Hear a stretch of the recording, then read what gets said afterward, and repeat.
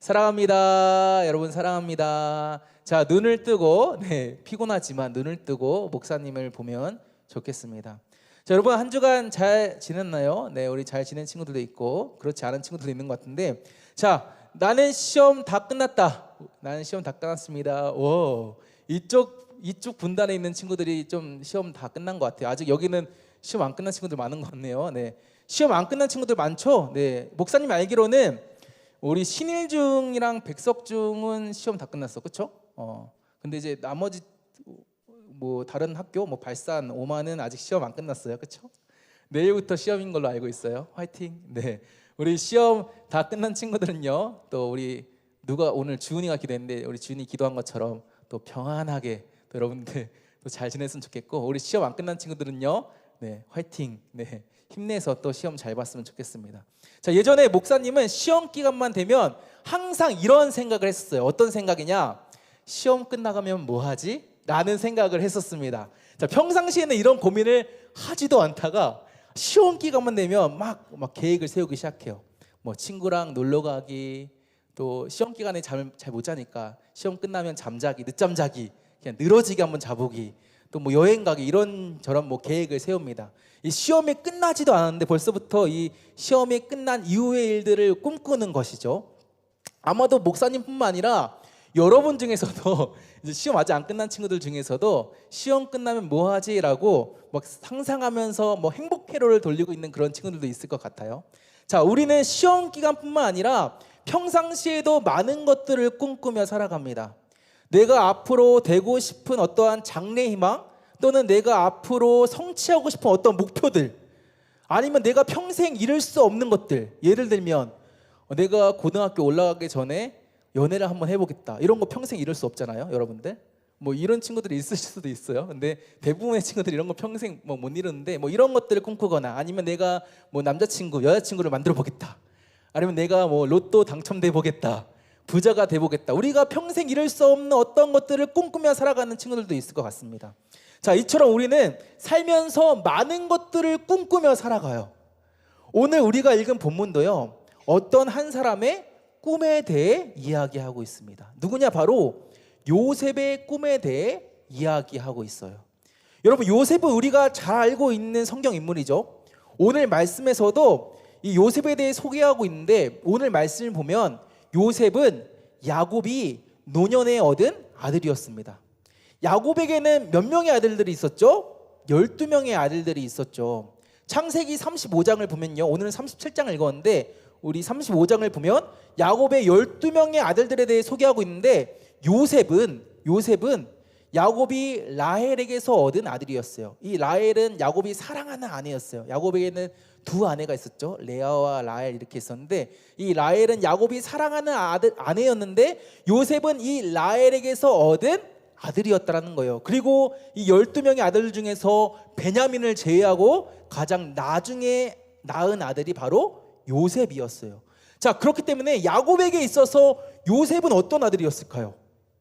자, 자기가 사랑하는 아내로부터 얻은 아들이야. 그리고 12명의 아들들 중에서 베냐민을 제외하고는 가장 나중에 낳은 아들이에요. 그렇기 때문에 야곱에게 있어서 요셉은 어떤 아들이었을까? 아마도 다른 아들들보다 가장 소중한 아들이었을 거예요. 그래서 오늘 본문의 3절 말씀을 보면, 자, 야곱이 요셉을 어떻게 대했다고 말씀하고 있냐? 우리 3절 말씀 띄워주세요. 자, 어떻게 대했대요? 요셉은 노년에 얻은 아들이므로 이스라엘이, 이 이스라엘은 야곱의 다른 이름입니다. 야곱의 다름인데, 야곱이 여러 아들들보다 그를 더 사랑했다라고 말씀하고 있죠. 더 사랑했대요. 한마디로 야곱이 요셉을 편애했다라는 거예요. 편애. 그러니까 다른 아들들과 공평하게 사랑한 것이 아니라 다른 아들들보다 요셉을 더 사랑했다라는 거예요. 요셉에게 더욱 관심을 주고 요셉에게 더 애정을 표현했다는 거예요. 요셉, 내 아들 사랑해, 너 제일 사랑해, 이렇게 요셉을 막 더 사랑하고 요셉에게 막 더 관심을 주고 애정 표현을 했다는 것이죠. 심지어 요셉을 위하여 무엇을 지었다라고 말씀하고 있어요? 채색 옷을 지었대요. 채색 옷. 이 채색 옷은 말 그대로 여러 가지 색깔이 들어있는 화려한 옷을 말합니다. 그러니까 이것을 만들어서 요셉에게 주었다는 거예요. 오늘날로 하면 다른 형들은 여러분들 뭐 형제자매 있는 친구들 있잖아요.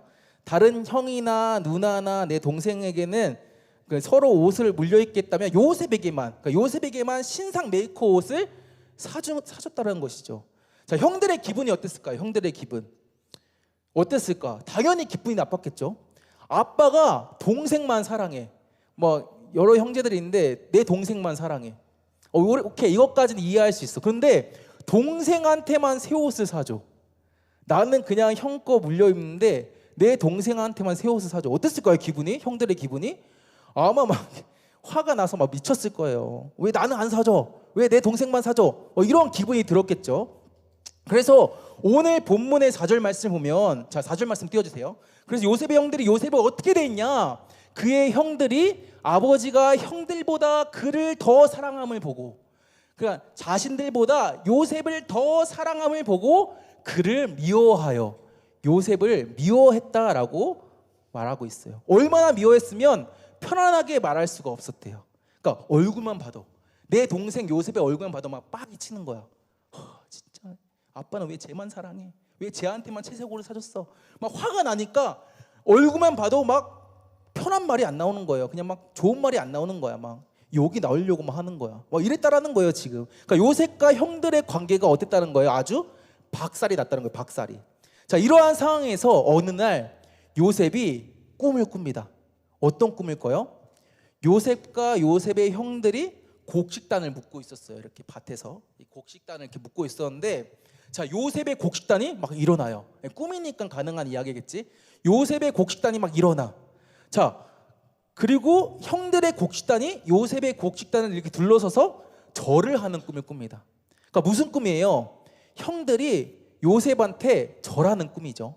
그리고 요셉이 이 꿈을 꾸고 어떻게 하냐? 형들에게 이 꿈의 내용을 들려줘요. 자, 뭔가 꿈 내용이 범상치가 않았다라고 아마 요셉이 생각했던 것 같아요. 이거는 그냥 넘어갈 만한 꿈이 아닌 것 같아 해가지고 하필이면 형들한테 자기의 꿈 이야기를 들려줍니다. 자, 그러자 형들이 어떻게 반응합니까? 한번 생각해 보세요. 안 그래도 지금 아빠가 동생만 사랑하고 있어. 동생한테만 채색 옷을 사줬어. 그런데 이 동생 놈이 어느 날 자기가 꿈을 꿨다고 말하는데 형들이 나한테 절하는 꿈을 꿨어 라고 말하는 거야. 자, 형들의 기분이 어땠을까? 진짜 한 대 때리고 싶네 진짜. 이런 생각이 들었을 거야. 그치? 한 대 때리고 죽여버리고 싶지 않았을까? 안 그래도 미워 죽겠는데 아빠가 얘만 사랑해가지고 얘한테만 채색을 사줘가지고 미워 죽겠는데, 이 미워 죽겠는 이 동생이 나한테 와가지고 형들이 나한테 절하는 꿈을 내가 꿨어. 이거 범상치가 않은 것 같아 라고 말하고 있어. 당연히 막 진짜 한 대 때릴까라는 마음이 들었다라는 거예요. 좋은 말이 안 나오겠죠. 당연히 화가 나죠. 자, 그래서 형들은요 요셉의 꿈을 듣고 요셉에게 뭐라고 말하냐? 너가 참으로 우리의 왕이 되겠느냐? 너가 참으로 우리를 다스리겠느냐? 라고 말해요. 그러니까 지금 요셉의 형들이 요셉에게 야, 너 장난해 지금? 너 진짜 지금 하고 있는 그 말 책임질 수 있어? 라고 요셉에게 말하는 거죠. 자, 그런데 시간이 지나서 요셉이 또 꿈을 꿔요. 자, 이번에는 어떤 꿈을 꿉니까? 해와 달과 11별이 자기에게 절하는 꿈을 꿉니다. 딱 봐도 어떤 내용이에요? 자기의 아빠와 엄마와 형들이 자기한테 절하는 꿈이잖아요. 그렇죠? 자, 그러면 요셉이 눈치가 있으면 이제는 어떻게 해야 합니까? 말하면 안 되죠. 그렇죠? 가만히 있어야 해요. 절대로 말하면 안 돼. 결과가 어때? 말하면 형들이 나 미워할 거 뻔해. 그러니까 눈치가 있으면 말하면 안 돼. 그런데 요셉은요 또 형들에게 가서 꿈 이야기를 해요. 눈치가 없었던 걸까? 꿈 얘기를 합니다. 무슨 마음이었는지 모르겠는데 이 꿈이 평범하지가 않다라고 생각했던 것 같아. 그래서 이 꿈을 자기 형들에게 다 말해요.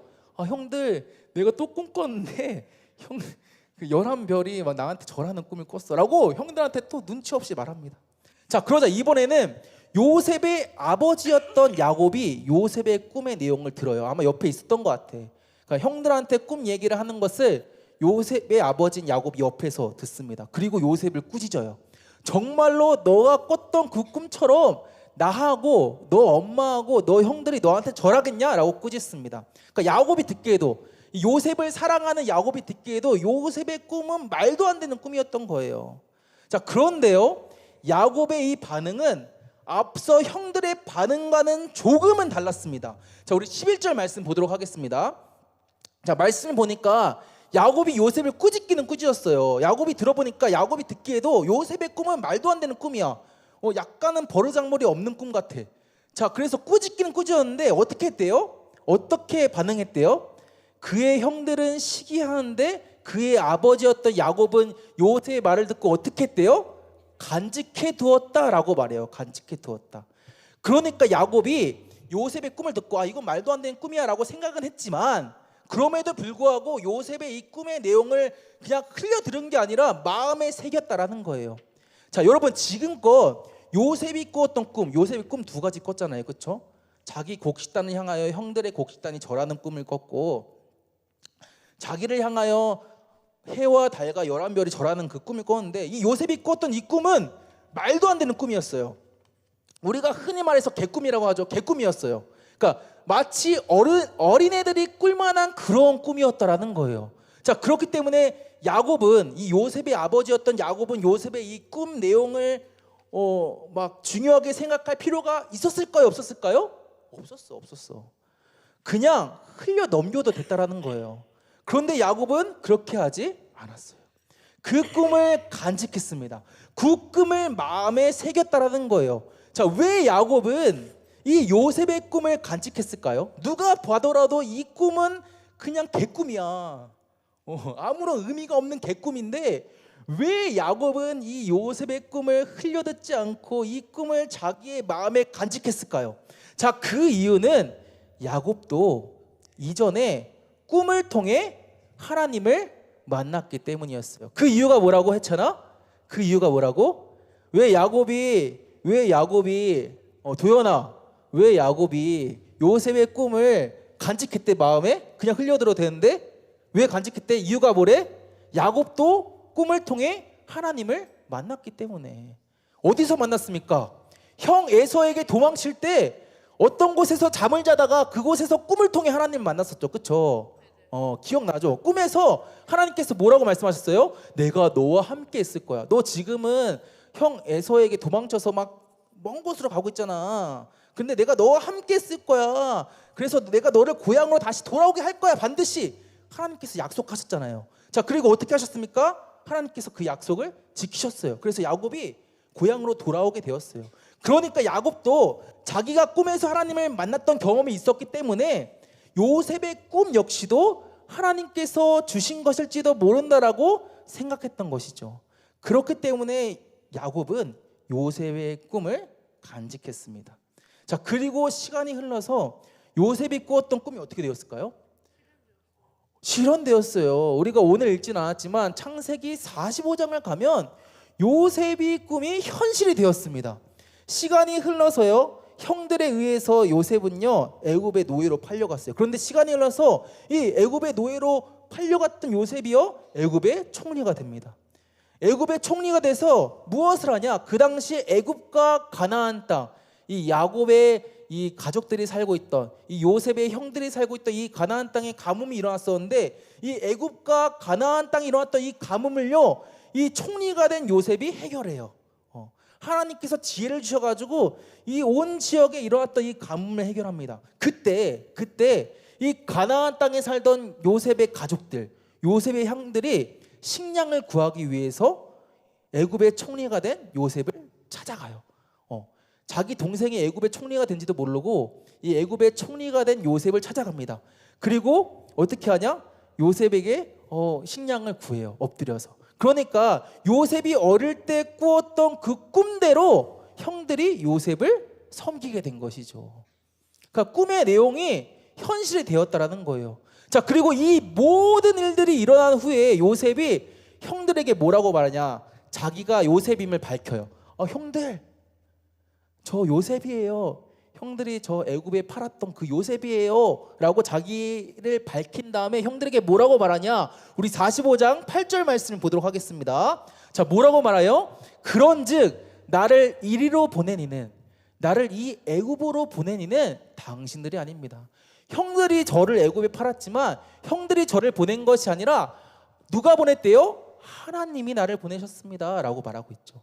하나님이 나를 바로의 아버지로 삼으시고 그의 온 집의 주로 삼으시며 애굽 온 땅의 통치자로 삼으셨다라고 말해요. 그러니까 하나님께서 자기 자신을, 요셉을 애굽으로 보내셔서 애굽의 통치자로, 애굽의 총리로 세우셨다라는 거예요. 그러니까 요셉은 하나님께서 이전부터 자신을 향한 꿈을 가지고 계셨고 그 꿈을 이루셨다라고 지금 말하고 있는 거예요. 요셉이 어렸을 때 꿨던 꿈이 단순히 사람의 꿈이 아니라, 개꿈이 아니라 하나님께서 요셉에게 주신 하나님의 꿈이라는 것을 요셉은 알았다라는 거예요. 여러분, 이처럼 하나님은요 꿈을 주십니다. 오늘 말씀에서 요셉에게 꿈을 주셨던 것처럼 하나님은 우리에게도 꿈을 주세요. 여러분에게도 꿈을 주십니다. 하나님의 꿈을 주신다라는 거예요. 우리를 향하신 하나님의 계획이 있으시고 하나님께서 그 우리를 향하신 계획을 이루시기 위해서 우리에게 하나님의 꿈을 주신다라는 거예요. 하나님의 꿈을. 자, 그런데 여러분 중요해요. 그 꿈은요 아무나 꿀 수 없습니다. 모든 사람이 하나님의 꿈을 꾸지는 않아요. 자, 어떤 사람이 하나님의 꿈을 꿀 수 있냐? 하나님이 주신 그 꿈을 소중하게 생각하고 그 꿈을 간직한 사람만이 하나님의 꿈을 꿀 수 있어요. 그리고 그 꿈이 이루어지는 것을 볼 수 있습니다. 자, 오늘 말씀에서 비록 요셉의 꿈은 이루어지기 힘든 꿈이었어요. 누가 봐도 말도 안 되는 꿈이었어요. 그래서 어떻게 해요? 요셉의 형들이 야, 너가 정말로 우리의 왕이 되겠느냐? 우리가 너를 섬기겠느냐? 라고 말하잖아요. 심지어는 요셉을 사랑했던 요셉의 아버지 야곱도 뭐라고 해요? 야, 진짜로 너 아빠랑 엄마랑 너 형들이 너를 섬기냐? 라고 물어보잖아요. 그러니까 요셉의 꿈은요 이루어지기 힘든 꿈이었어요. 누가 봐도 절대로 이루어질 수 없는 그런 꿈이었지만, 자, 그럼에도 요셉이 그 꿈을 어떻게 해요? 절대로 허투루 생각하지 않아요. 절대로 허투루 생각하지 않고 이 꿈이 뭔가 있다라고 생각하고 그 꿈을 가족들에게 이야기했잖아요. 그렇게 이야기했을 때 결국에는 하나님께서 요셉을 통해 하나님의 꿈을 이루신 것처럼 하나님이 주신 꿈을 소중하게 생각하고 잘 간직한 사람만이 나의 삶 속에서 하나님의 꿈이 이루어지는 것을 볼 수 있다는 거예요. 자, 여러분, 만약에 목사님이 여러분에게 100만 원을 준다고 약속했어. 내가 너네들한테 한 사람당 100만 원씩 줄게 라고 약속했어. 그래서 우리 5월 5일 날 어린이날이잖아. 물론 너네들은 어린이가 아니지만 목사님이 어린이날을 맞이해서 너네들한테 100만 원씩 줄게 라고 약속해가지고 5월 5일 날 여기 5층 예배실에서 만나기로 했어. 5월 5일이 월요일이거든. 월요일 날 여기 5층 예배실에서 만나기로 했어. 자, 그런데 여러분이 목사님의 말을 귓등으로도 안 들어. 뭐 목사님 저 개뻥 같은데? 라고 생각하고 목사님 말을 귓등으로도 안 듣고 그냥 무시했어. 자, 그러면 여러분 100만 원 받을 수 있어요? 없어요? 있어? 없어? 없어. 목사님 말을 안 믿고 5월 5일 날 5층 예배실 오지 않는 친구들은요 100만 원 받을 수 없어요. 자, 그런데 반대로 여러분이 목사님 말을 듣고 비록 목사님의 말이 개뻥 같지만 안 줄 것 같지만 그래도 한번 믿어볼까 해서 목사님 말을 믿고 5월 5일 날 이 5층 예배실에서 왔어. 그러면 100만 원 받을 수 있어요? 없어요? 있는 거야. 100만 원 받을 수 있죠. 이것과 똑같은 거예요. 그러니까 우리가 하나님의 말씀을 읽을 때, 하나님의 말씀을 들을 때 이 말씀이 나를 향하신 하나님의 꿈이라고 믿고 그 말씀을 받을 때 우리가, 그리고 그 말씀을 소중히 하고 내 마음에 간직할 때, 내 마음에 새길 때 우리는 하나님의 말씀이, 하나님의 꿈이 내 삶 속에서 이루어지는 것을 경험할 수 있다는 거예요. 자, 그런데 그렇지 않을 때 하나님 말씀을 읽는데 이거 하나님 말씀 개뻥 같은데 라고 생각하고 이거 이루어지겠어 라고 생각하고 하나님의 말씀을 귓등으로도 듣지 않는다면, 하나님께서 나에게 말씀을 통해서 꿈을 주시는데 그 꿈을 듣고 전혀 딴 생각을 한다면, 동상이몽을 한다면 우리는 하나님의 꿈을 꾸지도 경험하지도 못한다라는 거예요. 자, 그렇기 때문에 여러분, 우리는 하나님의 말씀 앞에 어떻게 해야 합니까? 어떻게 반응해야 할까요? 오늘 말씀에 요셉의 형들처럼 이거 뭐야, 야 말이 되는 소리를 해 라고 반응하는 것이 아니라, 우리가 오늘 말씀의 제목이 뭐였어요? 동상이몽인가 동상동몽인가 였잖아요. 오늘 말씀의 제목에 이 동상동몽이라는 이 말처럼 우리가 하나님의 꿈이 나의 꿈이 되도록 하나님의 말씀 앞에 귀를 기울이고 그 말씀을 마음에 담고 그 말씀으로 살아가야 합니다. 이것이 하나님의 말씀을 대하는 우리의 태도여야 해요. 우리의 반응이어야 합니다. 자, 말씀을 맺겠습니다. 자, 여러분, 여러분은 어떤 꿈을 꾸고 있습니까? 자, 여러분 많은 꿈을 꾸고 있을 것 같아요. 어떤 친구들은 나는 뭐 커서 뭐 이런 사람이 될 거예요. 뭐 나는 돈 많이 벌 거예요. 그래서 난 집을 살 거예요. 뭐 어쩌고 저쩌고 하면서 여러분들 많은 꿈을 꾸고 있죠. 그런데 여러분 간절히 원하기는요, 여러분 모두가 하나님의 꿈을 꾸었으면 좋겠습니다. 다른 거 꿈꿀 수 있지만 그것보다도 하나님께서 여러분에게 주신 꿈을 발견했으면 좋겠어요. 그 꿈을 발견하고 이를 위해 더욱 하나님 말씀 앞에 나아가고, 그래서 하나님의 꿈이 여러분의 삶에 이루어지는 것을 경험하는 저와 또 여기에 있는 모든 우리 친구들 되기를 주님의 이름으로 축복합니다.